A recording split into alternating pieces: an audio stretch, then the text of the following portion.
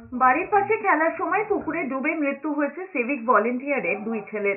এই ঘটনায় ব্যাপক চাঞ্চল্য ছড়িয়েছে মালদার গাজলের দেওতলা অঞ্চলের দোয়াশ গ্রামে। জানা গিয়েছে, সিভিক ভলেন্টিয়ার রবি মোদির দুই ছেলে বাড়ির পাশে খেলছিল।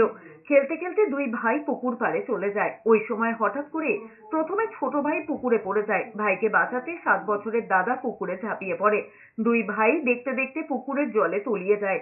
এই দৃশ্য দেখে তাদেরই এক বন্ধু আর্তচিৎকার শুরু করে। তার চিৎকার শুনে গ্রামবাসীরা ছুটে যায় এবং পুকুরে নেমে দুই ভাইয়ের নিথর দেহ উদ্ধার করে তড়িঘড়ি গাজল গ্রামীণ হাসপাতালে নিয়ে যায়।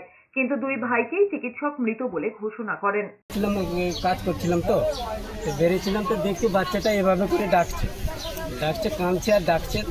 তখন আমি এখান থেকে দৌড়াই, কীভাবে গেলাম আমিও নিজে জানতে পারলাম না। যাই বাচ্চাটা খেলা হাত দিয়ে এভাবে দেখাই দিচ্ছে, আমি ওখানে ঝাঁপ মেরেছি। ঝাঁপ মারার সঙ্গে প্রথমেই একটা পেয়েছি, কিন্তু বড়টা পাওয়ার পরে নামে তুলে রেখেছি ওকে, ফের আবার ঝাঁপ দিয়েছি, দিয়ে ওকে ঢুকছি, এখানে খুঁজছি ওখানে খুঁজছি, খুঁজতে খুঁজতে পায়ে দিয়ে টাচ করে তারপরে পেলাম।